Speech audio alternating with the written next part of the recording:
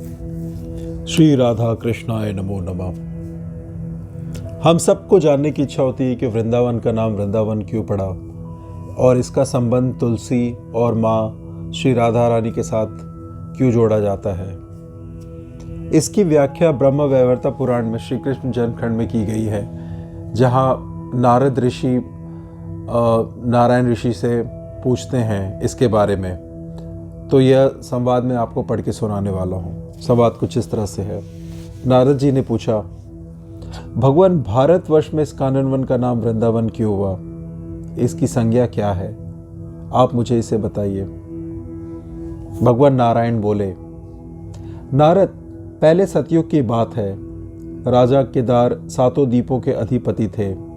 ब्राह्मण वे सदा सत्य धर्म में तत्पर रहते थे और अपनी स्त्रियों तथा पुत्र पौत्र वर्ग के साथ सानंद जीवन बिताते थे। उन धार्मिक नरेश ने समस्त प्रजाओं का पुत्रों की भांति पालन किया। 100 यज्ञों का अनुष्ठान करने के बाद भी राजा केदार ने इंद्रपद पाने की इच्छा नहीं की। वे नाना प्रकार के पुण्य कर्म करके भी स्वयं उनका फल नहीं चाहते थे। उनका सारा जीवन कर्म श्री कृष्ण की प्रीति के लिए ही था।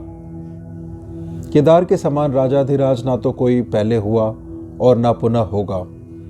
उन्होंने अपनी पत्नी तथा राज्य की रक्षा का भार पुत्रों पर रखकर जैगेश्वर मुनि के उपदेश से तपस्या के लिए वन को प्रस्थान किए। वे श्री हरि के अनन्य भक्त थे और निरंतर उन्हीं का चिंतन करते थे। मुने भगवान का सुदर्शन चक्र राजा की रक्षा के लिए सदा उन्हीं के पास रहता था। वे मुनि श्रेष्ठ नरेश चिरकाल तक तपस्या करके अंत में गोलोक चले गए। उनके नाम से केदार तीर्थ प्रसिद्ध हुआ। अवश्य ही आज भी वहां मरे हुए प्राणी को तत्काल मुक्ति लाभ मिलता है। उनकी कन्या का नाम वृंदा था, जो लक्ष्मी की अंश थी। उसने योग शास्त्र में निपुण होने के कारण किसी को अपना पुरुष नहीं बनाया। दुर्वासा ने उसे परम दुर्लभ श्री हरि का मंत्र दिया। वह घर छोड़कर तपस्या के लिए वन में चली गई। उसने 60,000 वर्षों तक निर्जन वन में तपस्या की। तब उसके सामने भक्त वत्सल भगवान श्री कृष्ण प्रकट हुए। उन्होंने प्रसन्न मुख से कहा, देवी, तुम कोई वर मांगो। वह सुंदर विग्रह वाले शांत स्वरूप राधिका कांत को देखकर सहसा बोल उठी, तुम मेरे पति हो जाओ। उन्होंने तथास्तु कहकर उसकी प्रार्थना स्वीकार कर ली। वो कौतूहलवश श्री कृष्ण के साथ गोलोक में गई और वहां राधा के समान श्रेष्ठ सौभाग्यशालिनी गोपी हुई। वृंदा ने जहां तप किया था उस स्थान का नाम वृंदावन हुआ, अथवा वृंदा ने जहां क्रीड़ा की थी इसलिए वह स्थान वृंदावन कहलाया। वत्स, अब दूसरा पुण्यदायक इतिहास सुनो, जिससे इस कानन का नाम वृंदावन पड़ा। वह प्रसंग मैं तुमसे कहता हूं, ध्यान दो। राजा कुशध्वज की 2 कन्याएं थी। दोनों ही धर्मशास्त्र के ज्ञान में निपुण थी। उनके नाम थे तुलसी और वेदवती। संसार चलाने का जो कार्य है उससे उन दोनों बहनों ने वैराग्य था। उनमें से वेदवती ने तपस्या करके परम पुरुष नारायण को प्राप्त किया। वह जनक कन्या सीता के नाम से सर्वत्र विख्यात है। तुलसी ने तपस्या करके श्री हरि को पति रूप में प्राप्त करने की इच्छा की, किंतु देववश दुर्वासा के शाप से उसने शंखचूड़ को प्राप्त किया। फिर परम मनोहर कमलाकांत भगवान नारायण उसे प्राणवल्लभ रूप में प्राप्त हुए।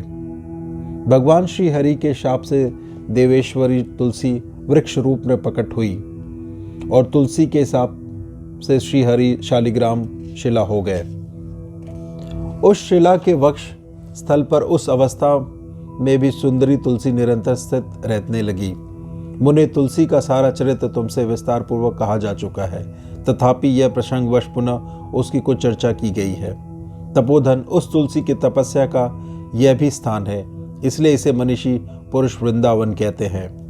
तुलसी और वृंदा समानार्थक शब्द है, अथवा मैं तुमसे दूसरा उत्कृष्ट हेतु बता रहा हूँ, जिससे भारतवर्ष का यह पुण्य क्षेत्र वृंदावन के नाम से प्रसिद्ध हुआ। राधा के 16 नामों में से एक वृंदा नाम भी है, जो श्रुतियों में सुना गया है। उन वृंदा नाम धारिणी राधा का यह रमणीय क्रीड़ा वन है, इसलिए इसे वृंदावन कहा गया है। पूर्व काल में श्री कृष्ण ने श्री राधा की प्रीति के लिए गोलोक में वृंदावन का निर्माण किया था।